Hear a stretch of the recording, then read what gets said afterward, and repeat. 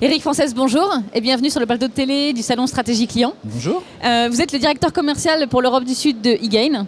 Vous avez une carrière de plus de 15 ans dans le secteur des nouvelles technologies. Vous avez occupé des responsabilités commerciales dans un contexte très international et vous avez fortement contribué à la croissance de nombreux éditeurs en France.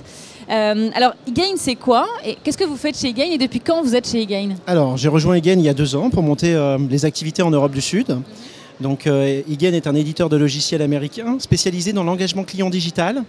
Donc, on fournit une plateforme qui permet de mettre à disposition toutes les capacités digitales nécessaires à la création de parcours clients pertinents, connectés, proactifs, permettant à la fois de satisfaire les clients en rendant leur parcours le moins compliqué possible et le plus pertinent possible, encore une fois, et de l'autre côté, en faisant en sorte que dans le centre de contact, les conseillers soient capables de répondre aux questions, quel que soit le type de question, quel que soit le produit concerné, de façon la plus rapide possible et encore une fois avec le sourire. Alors, les clients finaux sont les consommateurs, mais vos clients à vous, c'est le service client et l'équipe marketing. Exactement. D'accord. Et qu'est-ce qui vous différencie aujourd'hui sur le marché? Parce que l'offre, elle est quand même pléthorique ou presque? Alors tout à fait. L'offre est pléthorique et d'ailleurs je pense c'est un challenge pour les entreprises aujourd'hui puisqu'ils doivent créer des parcours clients digitaux pour pouvoir être pertinents, pour pouvoir développer leurs offres, pour pouvoir être plus compétitifs, que ce soit en termes de présence mais aussi de prix.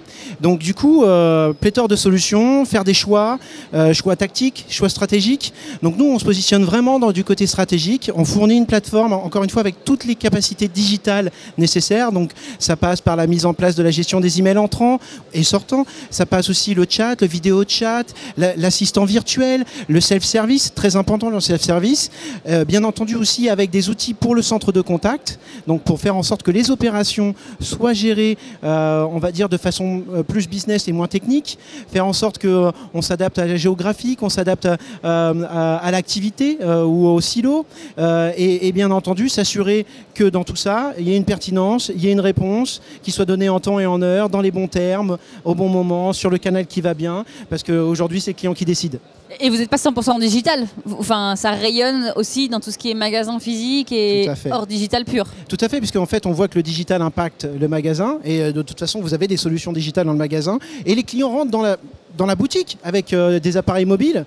Donc là, on a pas mal de solutions qui permettent justement d'accompagner ces clients et d'accompagner les marques pour qu'ils puissent servir leurs clients. Mais on voit que le digital et le physique ont tendance à on va dire se compléter et on appelle ça le phygital d'ailleurs, certains appellent ça le phygital et on fait partie effectivement de ça. Alors typiquement par exemple on a des solutions de base de connaissances. Cette base de connaissances a pour but de servir le client en self-service, a pour but aussi de faire en sorte que les agents répondent de la façon la plus rapide possible et pertinente possible. Mais imaginons qu'on mette à disposition cette base de connaissances aux personnes qui sont dans la boutique. Ça leur permet d'être plus pertinents aussi. Donc tout ça n'est que de bonnes pratiques, ne sont que de bonnes pratiques qui peuvent être partagées et qui peuvent permettre au final le même objectif, servir le client au mieux, quel que soit l'endroit où il est, quel que soit le canal qu'il utilise et bien entendu, quelle que soit sa demande. Alors, est-ce que vous avez justement un exemple de cas client que vous pouvez nous présenter et de mise en place que vous avez fait avec ce client ? Alors tout à fait. Alors on a comme je vous le disais, on a démarré l'activité il y a 2 ans. J'ai réussi à monter l'équipe il y a à peu près 1 an et demi. Et là, effectivement, pendant le salon Stratégie Client, on annonce des signatures, donc notamment NR, l'assurance, qui a choisi de s'appuyer sur nos technologies pour les aider à passer au digital et à développer des services digitaux pour leurs clients, à la fois en France et à l'international. Donc là, l'idée, bien entendu, c'est de faire en sorte de pouvoir traiter plus de demandes, de les traiter mieux, plus vite, d'avoir de la pertinence aussi, donc de capitaliser sur leurs connaissances, parce que tous leurs agents, tous leurs conseillers ont des connaissances, mais il faut qu'ils puissent les partager, d'où l'intérêt de pouvoir capitaliser là-dessus. Bien entendu, pouvoir distribuer cette connaissance sur le portail de self-service pour que les clients puissent se servir eux-mêmes, mais aussi, important, faire en sorte que cette connaissance soit mise à disposition de façon proactive aussi pour les clients, pour que leur parcours client soit plus dynamique et plus pertinent. Alors Eric, pour bientôt terminer cet échange, quelles sont les innovations que vous proposez chez eGain? Qu'est-ce qui va arriver demain chez eGain? Alors, plusieurs innovations. Première innovation concernant la mobilité. D'ailleurs, on présente cette innovation lors des Vénus au Salon Stratégie Client. Mobilité, ça veut dire quoi? Ça veut dire qu'on va fournir à nos clients nos API mobiles pour pouvoir intégrer du chat, de la base de connaissances qu'on peut, on va dire, questionner par la voix, du vidéo chat.